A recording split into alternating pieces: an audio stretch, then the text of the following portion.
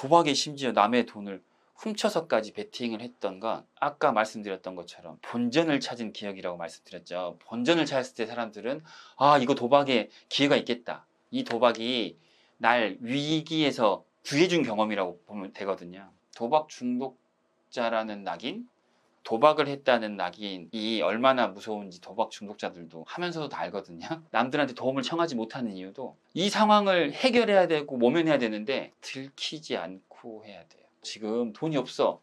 근데 이유를 말해요? 도박 때문에 그랬어.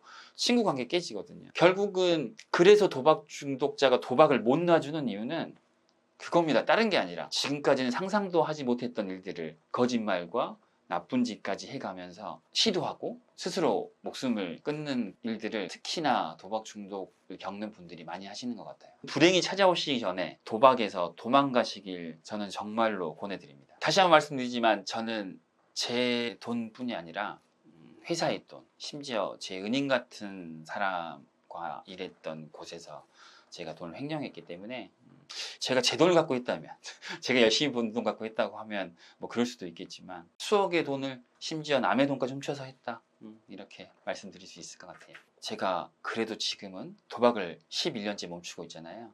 구속 상태에서 재판을 받았어요. 2심에서 다행히 집행유예를 받고 출소하게 되거든요. 근데 제 삶 전체를 돌아봤을 때 가장 무서웠던 순간을 떠올리면 그때였습니다.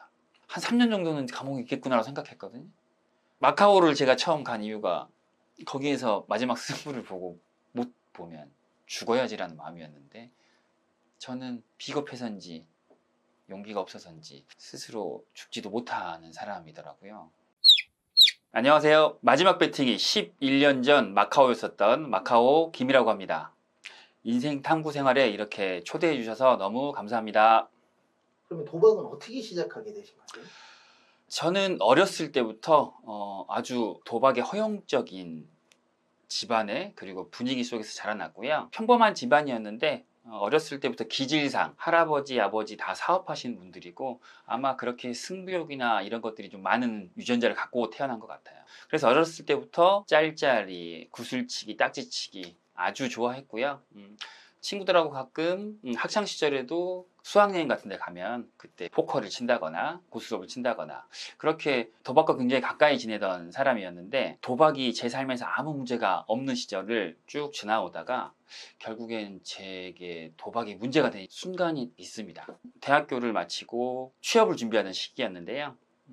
그때 뭐 모든 취업 준비생들이 그렇듯 저도 경제적으로 좀 쪼들리고 있었고 그렇게 취업 준비를 하던 어느 일요일 저녁에 전화 한 통을 받습니다. 제가 아는 친한 형의 전화였거든요. 형주야 뭐하니? 네, 집에 있는데요. 아르바이트 하나 할래? 무슨 아르바이트요? 대리운전을 해주면 50만 원을 주겠다는 제안이었어요. 안 할 이유가 없죠. 형 어딘데요? 당장 가겠습니다. 그랬더니 그 형님 말 금요일 날 친구 셋이서 강원랜드라는 곳에 왔는데 무려 2천만 원 이상을 땄다는 겁니다. 그러면서 우리가 2박 3일을 꼬박 날을 새서 운전을 할 수가 없다. 그러니 네가 와서 운전을 해주면 50만 원 대리비도 주고 좋은 데 가서 맛있는 술도 사주겠다. 알겠습니다. 하고 바로 동서울 터미널로 달려갔습니다. 그리고 사북행 고속버스를 타고 강원랜드로 가게 됩니다. 그때는 몰랐습니다. 제가 그렇게 그 버스를 자주 이용하게 될 거라는 걸 몰랐는데 그렇게 강원랜드에 도착했습니다. 그래서 형들한테 전화를 했어요. 도착했습니다. 형들 빨리 가시죠. 저 좋은 술도 먹고 싶습니다. 그랬더니 형주야 되게 미안한데 패가 너무 좋다. 패가 좀 죽을 때까지 돈을 계속 따고 있으니까 좀 죽을 때까지 밖에서 좀 기다려 줄래? 네, 50만 원 받으니까 밖에서 10분, 20분 기다렸는데도 안 나오는 거예요. 다시 전화했습니다. 아 형들 나 밖에 혼자 세워놓고 뭐하냐 빨리 나와라 했더니 야 돈을 계속 따고 있거든. 패가 너무 좋아. 그러니 차라리 네가 좀 들어와서 기다릴래? 말씀드렸다시피 저는 도박에 거부감이 전혀 없는 사람이었고 사실 카지노도 한 번도 안 가본 곳이긴 해서 궁금도 하고 그래요 형 그러면 제가 들어갈게요 라고 하고 강원랜드는 세계 거의 몇 안 되는 입장료를 내고 들어가는 카지노거든요. 그리고 입장을 하려면 신분증이 필요합니다. 제가 원래 신분증을 잘 안 가지고 다니는데 참 갈 운명이었는지 마침 신분증이 또 가져왔더라고요. 그래서 5,000원 입장료를 내고 강원랜드에 입장합니다. 들어갔더니 정말로 영화에서 봤던 그런 분위기더라고요. 사람이 굉장히 많고. 형들은 쭈루루 앉아서 블랙잭이라는 게임을 하고 있었습니다. 사실 저는 블랙잭이라는 게임을 그때는 게임의 룰도 몰랐고 그 카지노라는 곳에 처음 온 거기 때문에 형들 뒤에 서서 형들 왔어요. 빨리 가자. 나 언제까지 기다리라는 거야. 이렇게 투정을 부렸는데 형들이 그때 저에게 동그란 노란 칩 5개를 줍니다. 50만 원이라고 주더라고요. 대리비야. 그러니까 현금으로 줘요. 이거 쓰지도 못하는데 이걸로 줘요. 그랬더니 이따 한 번에 같이 환전하면 되니까 일단 갖고 있어 라고 해서 노란 칩 5개를 들고 형들 뒤에 서 있었거든요. 형들이 제가 모르는 게임을 계속 하는데 진짜로 칩을 거는데 계속 따는 거예요. 너도 한번 걸어볼래? 라고 얘기하는데 에이 아니야, 난 굿이나 보고 떡이나 먹을래. 형들 돈 땄는데 괜히나 걸었다가 이거 날리면 아까우니까 싫은데? 라고 했는데 그 판에 또 형들이 이기는 거예요. 아이씨, 갈 걸 그랬네. 어차피 그러면 하나만 가볼까? 이거 잃으면 형들한테 뽀치 좀 더 달라고 하지 뭐 라고 하는 마음에 칩을 10만 원을 갔습니다. 웬걸? 저는 모르니까 형들이 앉아서 플레이를 하고 저는 돈만 올린 거니까 딴 거예요. 10만 원 벌었네?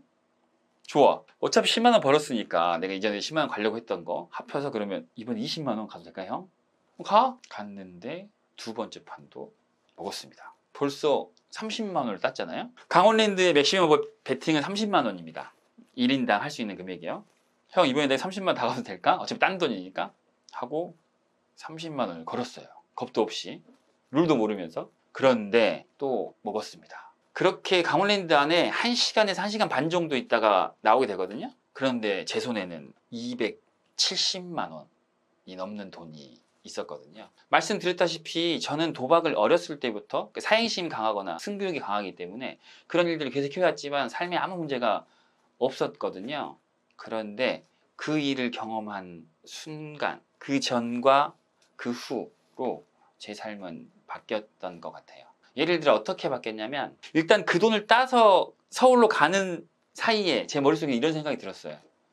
항상 도박을 했을 때는, 친구들과 했을 때는 따도 미안하고 잃어도 어차피 돌려받고, 따면 뽀찌를 주고 잃으면 친구들이 뽀찌를 주고, 거기에 나온 돈들은 대부분 친구가 함께 썼거든요. 제가 좋아하는 사람과 도박을 했고 좋아하는 사람들과 그 돈을 같이 나눴었거든요.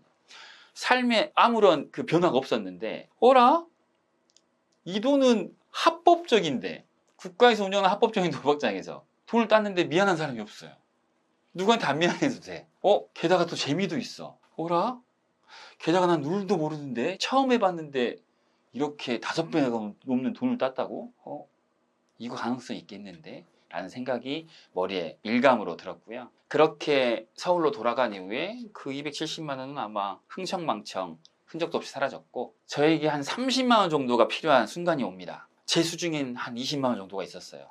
10만 원 정도를 더 벌충해야 되는데 어떡하지? 이전이라면 당연히 아르바이트를 하거나 아니면 부모님, 지인들에게 손을 좀 벌리거나 당연히 그렇게 했을 텐데, 제 머릿속에서 처음 들었던 생각이 이겁니다. 야, 50만 원 갖고 270만 원을 한 시간만 만들었는데 몇 배를 튀기는 게 아니라 20만 원 갖고 10만 원만 까면 되잖아. 재미도 있을걸? 이라는 생각이 가장 먼저 들었어요. 그리고 놀랍게 저의 두 번째 강원랜드 행은 아무에게도 말하지 않고 그렇게 혼자 가게 됩니다. 어땠을 것 같으세요? 갔을 때 돈을 땄을까요? 30만 원을 만들었을까요? 슬픈 예감은 틀린 적이 없습니다. 가져간 20만 원은 다 잃고 아마 여기저기 거짓말로 돈을 빌려서 돈을 더 잃고 왔던 것 같아요. 그 후로는 아주 전형적인 패턴의 중독자의 길 걷습니다. 머릿속에 한번 들어왔던 그 기억이 문제라고 생각해요. 그러니까 제가 중독 문제를 겪는 분들에게, 아니면 도박을 하시는 분들에게, 위험을 모르고 하시는 분들에게 항상 드리는 말씀인데, 돈이 초심자의 행운을 겪는, 행운이라고 하시지만 초심자의 그 불행이 찾아오기 전에 도망가셔라. 그게 찾아오는 순간 뇌에 경험된 그 기억은 쉽게 사라지지 않고 그것 때문에 삶의 방향이 굉장히 많이 바뀔 수 있다는 말씀을 많이 드리거든요. 언제부터 도박이 문제였냐고 물어보시면 저에게는 그렇게 뚜렷한 기억되는 그 순간이 있습니다. 처음에 이제 너무 잘 돼서 어떻게 보면 빠져드신 케이스네요. 그렇죠. 처음에 그렇게 돈 따본 경험, 돈 따본 경험이 머릿속에서 잊혀지지 않았던 거죠. 어떤 분들은 네. 보면 네. 잃어서 또 중독되시는 분들도 계시잖아요. 맞아요. 그렇게 얘기하시는 분들도 계시거든요.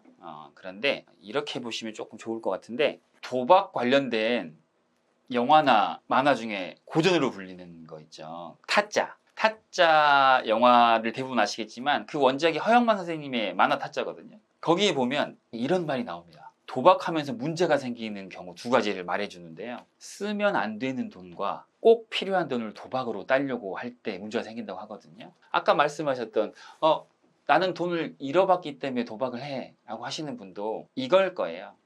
내가 그날 들어갔어. 내가 도박을 하러 갔는데 중간에 딴 경험이 있는 거예요. 그분이 잃었다고 말씀하시는 건 내가 그 도박장을 떠날 때 결과적으로 잃었다? 근데 그분도 하시는 거예요.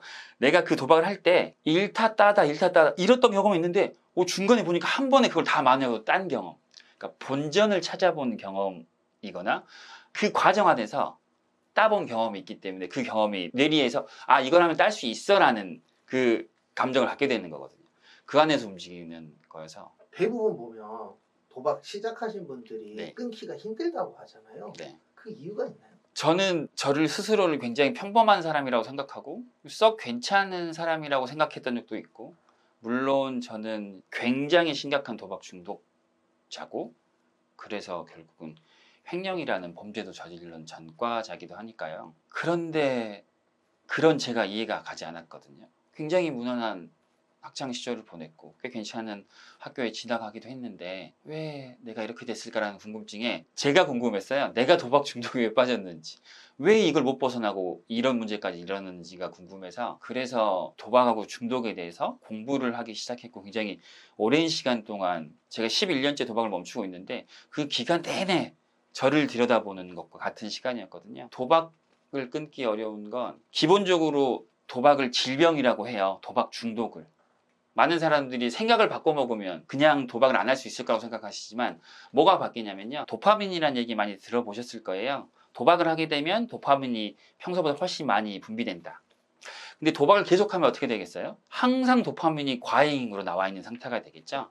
그러면 실제로 뇌와 내 몸의 항상성은 바뀌게 됩니다. 원래 도파민 치수가 100이 정상이었다면 항상 도박을 계속하는 상황에 빠져 있으니까, 중독에 빠지면, 그러면 도파민 지수를 평소 100이 기본이었는데 한 200 정도로 몸이 인식하거든요. 그러면 뇌와 몸이 그 수준에 맞춰서 바뀌어 버리거든요. 그래서 이미 몸은 중독자라는 사람이 도박을 할 때를 정상으로 보기 때문에 안 하고 있으면 도파민 수치가 평소보다 낮아졌다, 항상성이라는 걸 맞추기 위해서 몸은 갈망을 만들어냅니다. 몸 안에서. 실제로 하지 않는 순간이 보통이 아니기 때문에 하지 않는 순간 도박을 하게끔 자꾸 충동이 생기고 도파민 양이 부족하니 스트레스를 받고 이상한 행동들을 하게 되거든요. 실제로 중독이 정신과에서 질병이라고 불리는 이유가 이거예요. 생각만 바꿔 먹고 의지만 가지면 안 할 수 있어 라고 생각하시지만, 보통 사람들은 실제 중독에 빠진 경우는 그렇지 않습니다. 뇌가 중독에 빠진 상황에서는 아예 바뀌는 거예요. 뇌의 보상 체계가 바뀌었다고 말을 하는데요. 그렇게 생리학적으로는 몸이 이미 바뀌었기 때문에 내가 멈춰야겠다라고 마음 먹는다고 해서 중독은 끊어지지 않아요. 그래서 꼭 전문가의 도움이나 아니면 필요하다면 의학적인 도움을 받을 필요가 반드시 있는 거고요. 그리고 하나만 더 말씀드리면, 실제적으로 도박 중독자가 처한 상황들을 말씀드리면 이겁니다. 도박이 굉장히 대단하고 한 번 도박에 발을 들인 사람을 잡고 놔주지 않는 게 아니라, 사실은 도박 중독자들이 도박을 잡고 놓지를 못하는 거거든요. 제가 그랬습니다. 굉장히 정상이라고 생각했던 내가 도박에 심지어 남의 돈을 훔쳐서까지 베팅을 했던 건, 아까 말씀드렸던 것처럼 본전을 찾은 기억이라고 말씀드렸죠. 본전을 찾았을 때 사람들은 이거 도박에 기회가 있겠다, 이 도박이 날 위기에서 구해준 경험이라고 보면 되거든요. 돈을 따본 기억, 돈을 다 잃었지만 다시 본전을 찾아본 기억, 빚쟁이들에게 끝까지 몰렸지만 근데 진짜 한 방으로 다시 그 빚을 다 갚고 심지어 따본 경험까지 있거든요. 그러니 궁지에 몰리잖아요. 빚에 몰리고 거짓말로 다 빌렸던 돈들의 상환일이 다가오고 은행 대출일, 카드일의 상환일이 다가와서 몰렸는데, 도박 중독에 빠지면 몇 개월 하는 게 아니에요. 5년, 6년, 10년 하잖아요. 그 10년 순간 안에 이걸 메꿔보고 오면해본 경험, 그건 도박 때문에, 도박으로 그 경험이 없을 리가 없잖아요. 중독자들이 그 경험을 잊지 못하니까 이 상황을 분명히 이전에 한번 경험이 있으니까 모면해본 경험이 이번에도 도박이 분명히 해줄 거야 라는 그 희망을 도박하게 걸 수밖에 없거든요. 그리고 보통 사람과 다른 것 딱 하나, 뭐가 더 있냐면, 사실 이런 말 하잖아요. 너 그렇게 어려울 때 가족들한테 좀 벌려보지, 옆에 친구들한테 좀 사정을 말하고 좀 도와달라고 하지 라고 하지만, 도박 중독자라는 낙인, 도박을 했다는 낙인이 얼마나 무서운지 도박 중독자들도 하면서도 다 알거든요. 남들한테 도움을 청하지 못하는 이유도 이 상황을 해결해야 되고 모면해야 되는데 들키지 않고 해야 돼요. 내가 도박 중독자라는 걸 들키고 나서 가족이 돈을 다 갚아줘요? 하지만 그때부터 나는 도박 중독자로 감시받을 거고 낙인 찍힐 거고, 내 친구한테 말해요. 내가 너 돈을 사실은 못 갚어, 지금 돈이 없어. 근데 이유를 말해요? 도박 때문에 그랬어. 친구 관계 깨지거든요. 결국은 그래서 도박 중독자가 도박을 못 놔주는 이유는 그겁니다. 다른 게 아니라 이 상황을 들키지 않고 감쪽같이 모면할 수 있는 방법은 도박뿐이거든요. 그래서 결국엔 도박 중독자들은 자기가 가보지 않는 영역까지 발을 딛게 되는 이유가, 분명히 도박이 이번에도 날 한번 구해주지 않을까라는 마음과, 그리고 들키지 않고 이 상황을 모면해야지, 들키고 나서 모면하면 그게 무슨 의미가 있어? 라는 생각에 그렇게 자신의 바닥과 바닥을 계속 깨가며 지금까지는 상상도 하지 못했던 일들을, 거짓말과 나쁜 짓까지 해가면서 시도하고 스스로 목숨을 끊는 일들을 특히나 도박 중독을 겪는 분들이 많이 하시는 것 같아요. 들키고 나서의 도박 중독자라는 낙인을 내가 짊어지고 살 수 있을까? 내가 모든 거짓말로 쌓아놓은 이 성이 무너졌을 때 그걸 내가 견딜 수 있을까라는 두려움 때문에 많은 분들이 그렇게 상황에 몰리고 구석에 몰렸을 때 나쁜 결정들을 하시는 것 같아요. 가장 많이 땄을 때는, 물론 더 큰 금액을 딴 적도 있죠. 근데 하지만 제 기억에 가장 많이 땄다고 생각이 드는 건 강원랜드라는 카지노는 굉장히 좀 특수합니다. 말씀드렸다시피 세계 몇 안 되는, 거의 유일한 입장료를 내고 들어가는 카지노기도 하고, 디퍼런스라고 해요. 미니멈 베팅과 맥시멈 베팅의 차이가, 이게 클수록 플레이어들한테 유리하다고 해요. 왜? 한 번에 많이 할 기회가 있잖아요. 근데 강원랜드는 디퍼런스가 30배입니다. 가장 작아서 사실은 딸 수도 없어요. 큰 금액을 걸 수가 없으니까. 일반 객장, 뭐 VIP 객장이 따로 있지만 거기는 거의 대부분의 사람 못 가니까, 일반 객장이라고 하면 맥시멈 베팅이 30이니까. 근데 제가 금요일 날 30만 원을 가지고 들어가서 나올 때 3천만 원을 들고 나온 경험이 있었거든요. 강원랜드에서는 그렇게 큰 차이가 나는 금액을 30만 원밖에 못 걷는다니까 그렇게 따기가 굉장히 어렵거든요. 30만 원 갖고 3천만 원을 만져본 적이 있으니까. 그러니까 다시 한번 말씀드리지만, 도박을 하시려고 하시는 분들께 이런 경험을 하시기 전에, 행운이라고 느낄 경험이잖아요. 우와, 나 30만 원 갖고 3천만 원을 땄어. 근데 제가 그때도 그렇게 따오고 나오면서도 기뻐하지 못했던 이유가 있거든요. 이미 젖을 대로 젖어 있었던 상황이라서 메꿔 할 금액이 수억 단위였는데 가져간 돈이 30만 원에 30만 원, 3천만 원을 만들어 왔지만 기쁜 게 아니라 어디 코에 붙일 수도 없는 금액이었으니까. 다시 한번 말씀드리면, 이런 행운이라고 착각할 수 있는 불행이 찾아오시기 전에 도박에서 도망가시길 저는 정말로 권해드립니다. 그럼 지금까지 총 피해 금액은 어느 정도 되시나요? 다시 한번 말씀드리지만, 저는 제 돈뿐이 아니라 회사의 돈, 심지어 제 은인 같은 사람과 일했던 곳에서 제가 돈을 횡령했기 때문에 여전히 그분께 용서를 빌고 그 돈도 거의 변제도 다 하지 못한 상황이어서 수억의 돈을 잃었고, 제가 뭐 마카오 빔이라는 부캐를 선글라스를 끼고 이렇게 하는 이유도, 제가 잃은 돈을 아니면 얼마씩 맥시멈 베팅 이렇게 해봤어요 라고 마치 자랑하듯, 아니면 훈장처럼 어딘가에서 이렇게 중독자들이 도박했던 사람이랑 난 이 정도 돈 가지고 이렇게도 해봤어 라는 말을 함부로 드리기가 좀 어려운 게, 제가 제 돈을 갖고 있다면 제가 열심히 번 돈 갖고 있다고 하면 뭐 그럴 수도 있겠지만, 여전히 저 때문에 피해 받으신 분들이 어려움을 겪으실 수도 있고, 제가 그런 말들을 하는 게 어려울 수도 있어서 수억의 돈을 심지어 남의 돈까지 훔쳐서 했다, 이렇게 말씀드릴 수 있을 것 같아요. 좀 전에 이야기하긴 하셨는데, 네. 이제 도박에 중독되셨었고 횡령도 하셨잖아요. 네. 그럼 이제 전과까지 있으시죠? 맞아요. 제가 심각한 도박 중독자의 은인을 배신하고 심지어 회사 돈을 횡령하는 전과자가 될 정도로 엉망진창이었던, 도박에 그렇게 빠져있던 사람이었는데, 제가 그래도 지금은 도박을 11년째 멈추고 있잖아요. 그 계기로 말씀을 드리면 좋을 것 같은데, 저는 횡령죄로 구치소에서 한 9개월 정도 구속 상태에서 재판을 받았어요. 2심에서 다행히 집행유예를 받고 출소하게 되거든요. 9개월 동안 갇혀 있다가 출소하게 되면 사실 기뻐야 하잖아요. 근데 제 삶 전체를 돌아봤을 때 가장 무서웠던 순간을 떠올리면 그때였습니다. 출소를 하게 되면 바로 나올 수가 없거든요. 재판을 받았으니까 구치소에 가서 다시 제 짐도 찾아야 되고 하는 절차들이 있어서 구치소에 들어와서 다시 혼자 대기 시간을 한 20분쯤 주더라고요. 혼자 방에 넣어놓고. 근데 그때 거짓말 하는 게 아니라 그 사시나무 떨리듯 떤다고 하잖아요. 정말로 손발이 덜덜덜덜 떨리는 거예요. 처음 인식했던 것 같아요. 사실 저는 제가 집행유예로 나갈 수 있을 거라고 생각하지 못했거든요. 한 3년 정도는 감옥에 있겠구나라고 생각했거든요. 근데 정말로 운이 좋게 나온 거라서 나가라고 하니까 그때 처음으로 현실 인식이 됐습니다. 난 지금 나가면 도박 중독자의 전과자로 살아야 하는구나.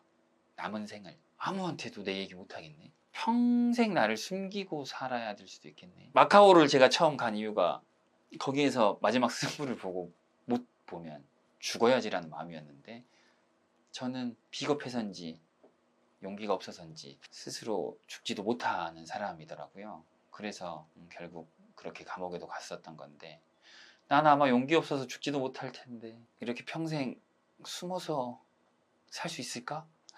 그 삶을 내가 감당할 수 있을까라는 생각을 하니까 정말로 출소하는 날인데 제일 무서웠거든요. 그 순간이. 그리고 그때 생각했습니다. 나가서 나는 살고 싶은데, 그래서 전과자도 감수하고 감옥에도 들어오고 했는데, 그러려면 최소한 도박은 안 해야겠다. 다시 도박을 하면 분명히 알거든요. 도박을 다시 하면 용기가 있으면 죽거나 용기가 없으면 사람들한테 피해나 입히면서 감옥을 들락날락하는 죽는 이보다 못한 삶을 살 거라는 건 경험해보니까 알겠더라고요. 그래서 출소하는 그 순간 결심했어요. 살고 싶으니까 난 도박을 멈춰야겠다. 그때부터 지금까지 11년째 도박을 멈추고 있는 거예요.